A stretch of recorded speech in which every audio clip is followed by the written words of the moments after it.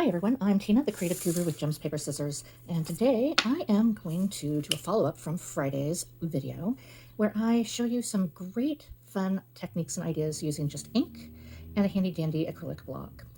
So without further ado, I am going to lay down my Versamat. I'm going to put it sponge side up just because when you ink, it's nice to have a smushy background. So you could use the Versamat sponge side or our little foam smushy insert in our stamp sets. They both work quite nicely for this technique. And then over that, I'm laying our all-purpose mat. It's a little shiny, so ignore the glare, but it's easy to clean up.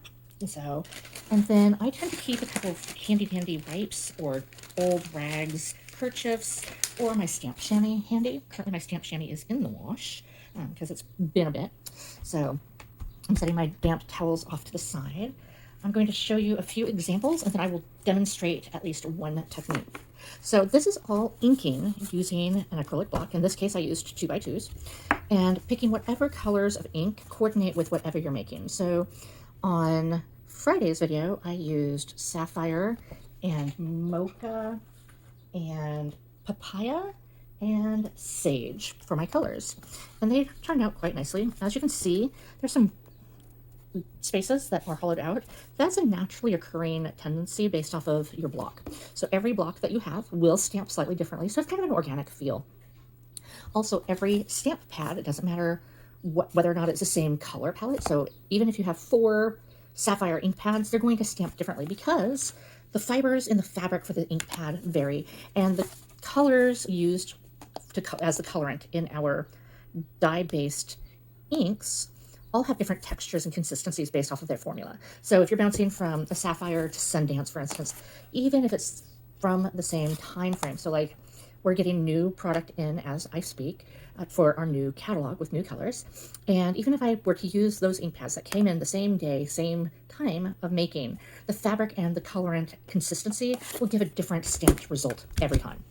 So this is a very fluid, organic art form, but it means that you can take just ink and a block and create some fantastic backgrounds and textures and feels. So I've got some just sample cards to give you some ideas.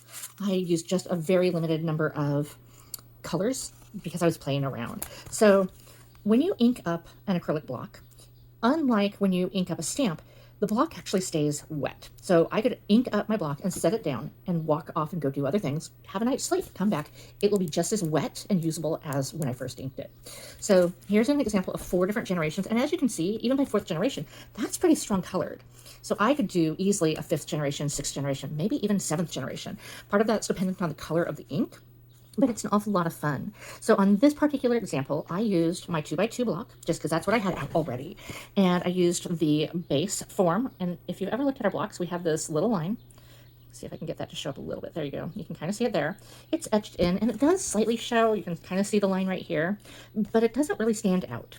Every block has this nice little framing and it's just really fun. And depending on how you move it determines how it will transfer the ink. So again, this is the primary side. This is the back side. Okay. If you're familiar with Close to My Heart blocks, one side has the rounded grips. I have ink on my hand from playing around earlier today.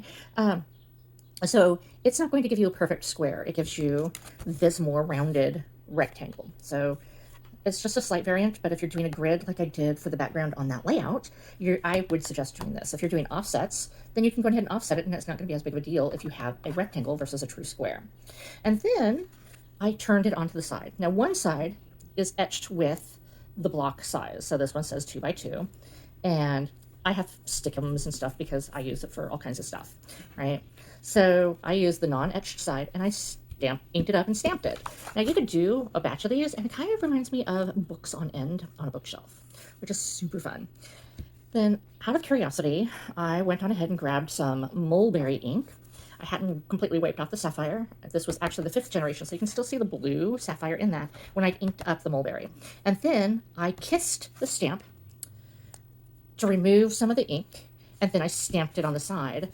And then my initial stamp, which in this case was my block, I stamped, and you can still see that beautiful image. Now this was a really heavily inked block. I did it a second time after removing the sapphire with, again, the mulberry ink, and you can see that flower much clearer. You could go ahead and take, say, 5th generation stamping like this, and then stamp that kissed image to transfer that, or that secondary color on. There's so many options to this. It's super fun, super easy, and very, very creative and organic. I love this. So I'm actually going to demonstrate the kissing technique just because it's fun and you'll get a feel for what I did. So the other thing you can do is you can scrape your block across the ink pad to get different designs. So this one I just scraped diagonally. This one I scraped horizontally. This one I kind of swirled around and did a splotch. And then this one I did as a first generation in sapphire. So you've got that nice, fun inked background texture. And then I took one of our current retiring stamp sets, which has our little paint splotches or ink blots, however you want to call it, and then it has some texture stamps. And these happen to be 2x2s. So I grabbed this one. It's the Perfectly Imperfect Patterns, and it is retiring, but never fear, it will be available for a little bit more time online only. But we also are having a new updated stamp set that could be equally used for such things. So any textures, any backgrounds, any splotches, splatters, the sky's the limit. So I used this one right here, and it kind of gave, I had actually thought about doing this in like avocado and then using one of our old alligator stamps to create a card, because imagine that in avocado green with an alligator head. Doesn't that just scream perfect texture background for a stamped image? And then cut it out. You wouldn't have the blocked feel. You just have that little alligator head, right? So the sky's the limit, and you can just keep practicing and practicing. I ended up doing some pulls and twists. This one, I inked up my block and set it down, and then I pulled it across the page. It gives a very three-dimensional feel. And then this one I just swatched across. So those are some ideas, and you can completely run with this, play with it as much as you possibly could want, and see what you come up with. Now, as I stated, I am going to show you the kissed effect. So I've got mulberry. What I'm going to do is I'm actually going to ink this up, get it nice and juicy. You can actually see the color on there a little bit. I'm going to do a first generation, but then I am going to kiss the stamp for my second generation. I'm going to take that stamped image, and I'm going to kiss my block and lift it off and see what transfers. And it's really faint. This is a lighter color. So there it is. You can so see that flower there. It doesn't show up perfectly great on this lighting. I'll show you a first generation doing the same technique.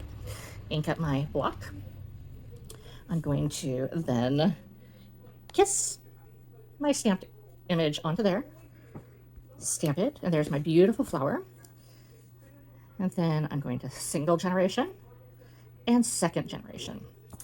So how you apply the pressure changes it every time. So if I'm being really solid on my inking and pressing more straight down instead of horizontally, because I am at an angle working around my camera here, and stamped image, that's a little more solid.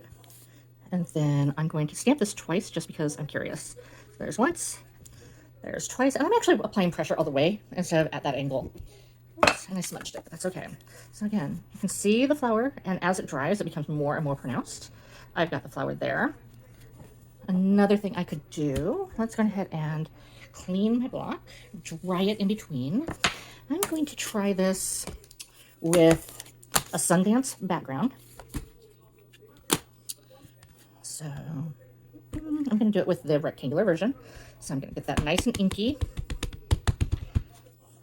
Then I'm going to stamp it. Then I'm going to clean my block again. And then I am going to get it inked up with the mulberry. I'm going to kiss the image, just like so. Then I'm going to stamp that in my first background. And then I'm going to stamp my second background. Just like so. So there's a kissed image. Because remember, I lifted the mulberry off of here and placed it on this fabulous textured background of the Sundance. I could then take my scissors and fussy cut that flower out, and I'd have this beautiful mulberry and Sundance colored flower. And then I could layer it on top of here if I so chose. So those are just some ideas. Again, you are only limited by the materials you have on hand, the colors you have, and your imagination. The first time I did this, I just used scrap paper from my printer and played around. So have fun, explore, and thank you for joining me, Tina, the creative guru of Gems, Paper, Scissors. If you'd like to learn more, follow me on Facebook That's Facebook/gemspaperscissors.com. Thank you for now.